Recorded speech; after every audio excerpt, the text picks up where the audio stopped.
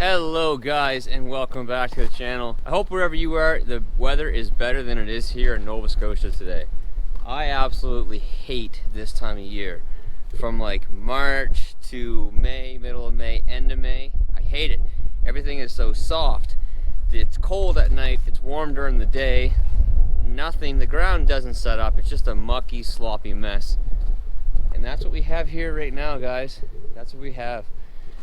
So, what do we have going on? We have a job to do.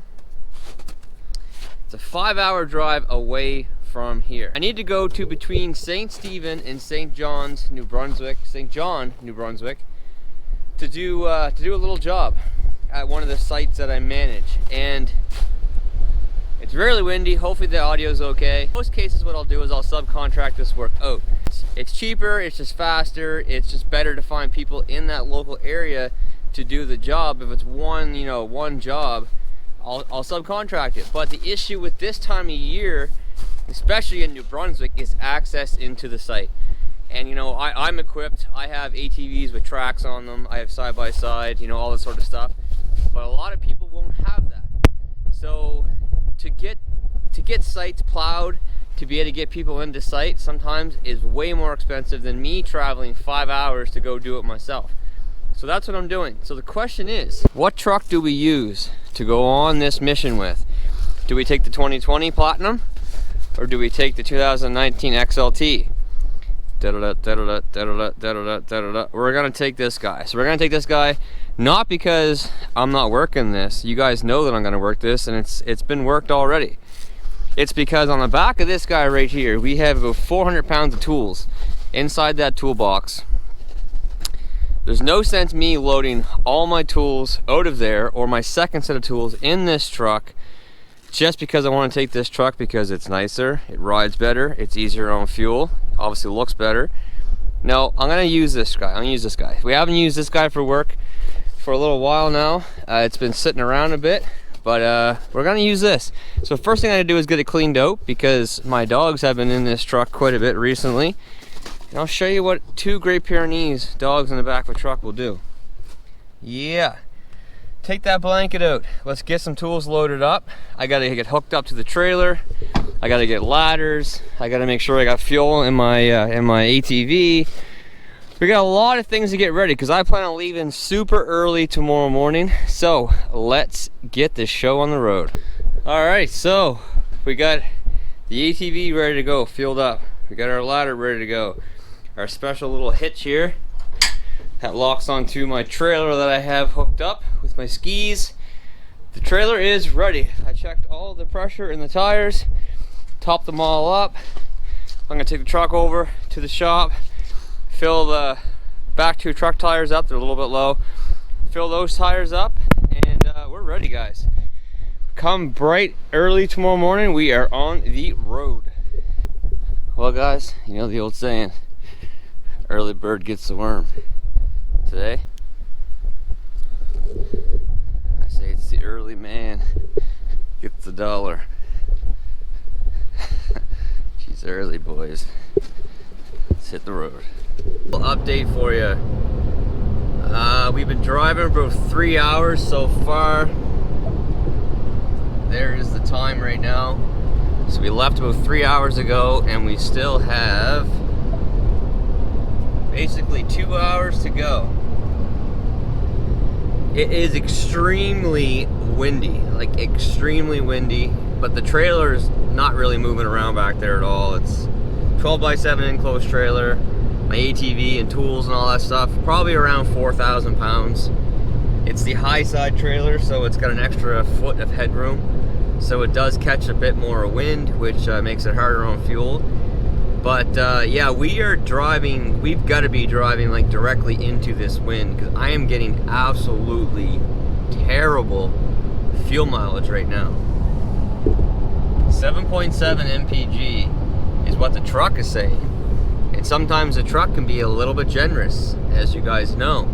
So I'm probably not even getting 7.7 mpg. I mean, who knows? Who knows? Unless you do pump to pump, you don't know for sure. The speedometer is off on this truck, so it's actually calculating less mileage than what I'm traveling because the tires are 35s, the factory tires are not 35s. So maybe it's getting a little bit better, but I don't really think so, because I already stopped for fuel once in Oxford. I filled up, and now I'm down to half a tank again. So this thing is chewing through fuel pretty quick. So hopefully, honestly, the wind keeps blowing. It keeps blowing in the same direction, because on the way back, I should be catching the wind in my rear and help push me along and get better mileage going home. It's really, you know, towing this trailer, I should be able to get home with one tank. But if it's like this on the way here, it's not gonna happen. Now, it was not empty in Oxford, it was still over half a tank, but right now I'm down to half a tank. So it is chewing through the fuel. You can see the weather certainly has changed, and this is southern New Brunswick. I can just imagine what northern New Brunswick looks like right now. I won't be getting up there to work for months. Anyway, we're running into some snow right now. I know the camera doesn't ever pick up this stuff, but it's snowing pretty good right now. Anyway, trailer's still back there. Let's just keep trucking on here. All right, guys, we have arrived. So we're able to get pulled off the road here. So this is a setup that we have. I've mentioned a few times that, you know, we deploy generators during power outages and whatnot. There's a sheet of ice right here. I can't even stand here. So this is what we have. So this is my 2016 Canam 800 Max XT. Has the Apache snow kit. One thing to note, I know you guys, most of you guys probably know this, but some guys probably don't. My winch hook's not even there. Most guys might not, is whenever you put this kit on these bikes, make sure you drive this thing low. It adds a lot of extra weight. Do not drive them in high. Most of you guys probably know that, some of you might not. Anyway, so here's what we have. We have a little buggy geared up to tow behind the bike. It's all made of aluminum, so it's easily, you know, it's nice and light. You can take everything apart, so it makes it easier for one guy to sort of transport. I actually do have a winch that fastens to this, and you can winch on the generators. This is what we mainly use them for generators. We have a tailgate that falls down there to help winch it on. Once you get the wheels on started, you can winch it on by yourself.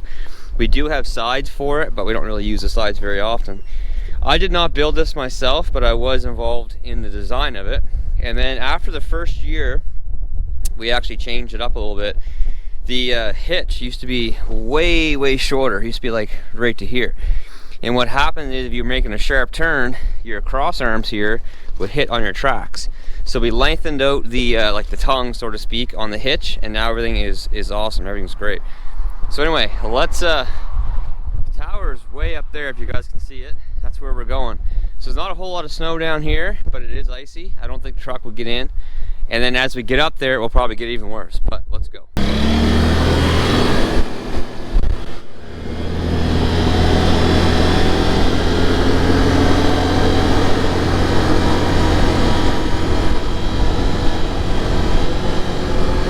Yeah, there's no way I was getting in here with the truck, that's for sure.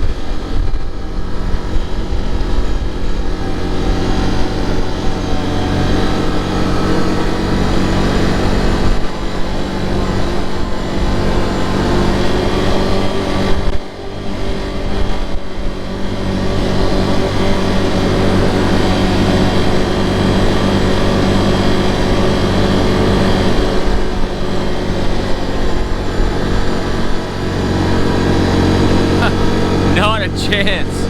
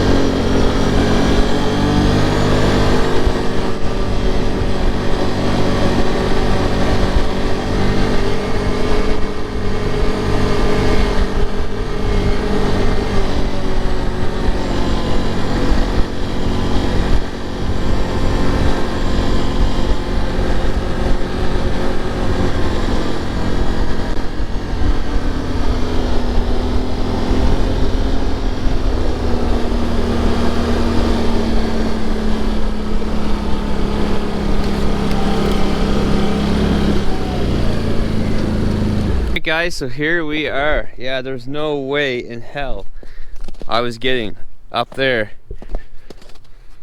with the truck, that's for sure. But so what do we got going on, fellas? So we have a little leak apparently in the roof of this building right here.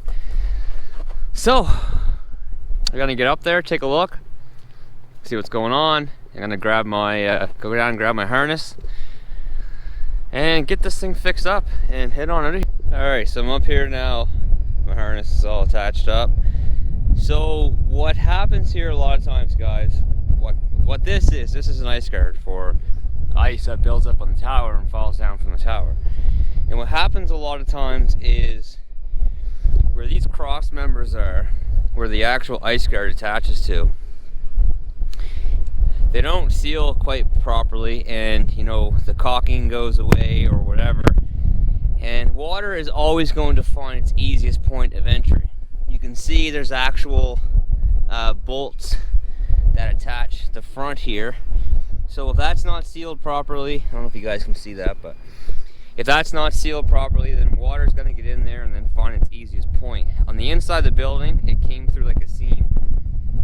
So it's in this area, but who knows where it could have came from. It could came from over there and then it followed its easiest entry into this point. Who knows? So what I need to do is I need to take these off, all these ice guards.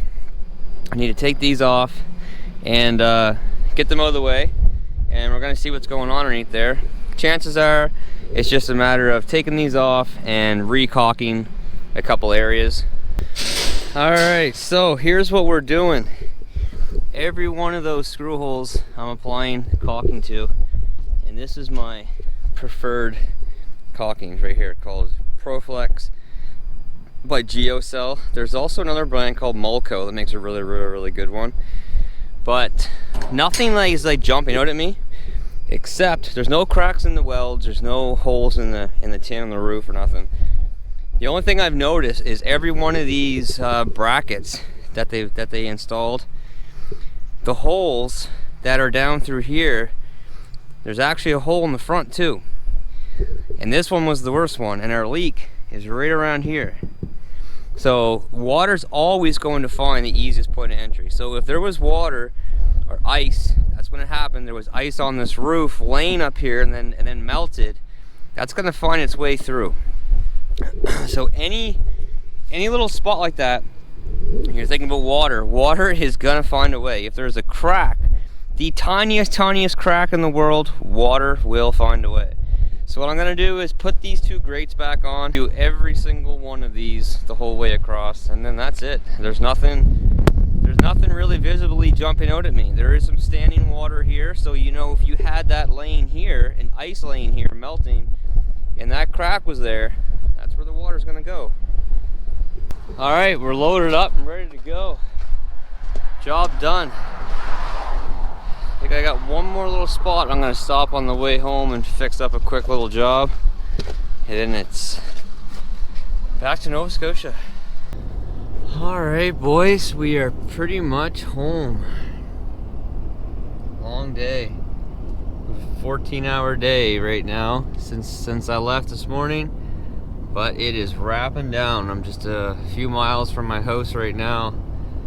And yeah, the mileage definitely got better on the way back. The wind died down a little bit, and I was actually going faster coming home, because I mean, you always go faster when you're coming home from work than when you're going to work. It's just the way it goes. So my overall truck says 8.2. I think I was at 7 or something like that before. And on the way back we got 8.9. So there's the overall, there's the way back. So 650 miles basically we drove today. So we put some miles on. The actual seat time right there is 9 hours and 40 minutes behind the wheel of the truck. And you know, basically 4 hours of work. So 10 hours of driving, 4-hour job. And it's still much cheaper for me to do that than it is to subcontract that out, because I would have had to get the road plowed, as I mentioned, and that road would have been very costly.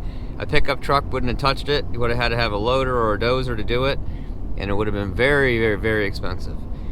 But anyway, guys, that is it. I have been requested to post a couple of like days in a life videos, so this is a day in the life of what I can do from time to time. Actually, quite often. That's why there's so many miles on my vehicles. Anyway, guys, that is it. Take care, stay safe. We'll see you next time. Thanks for watching. Hit the like button, hit the subscribe button. See ya. Bye.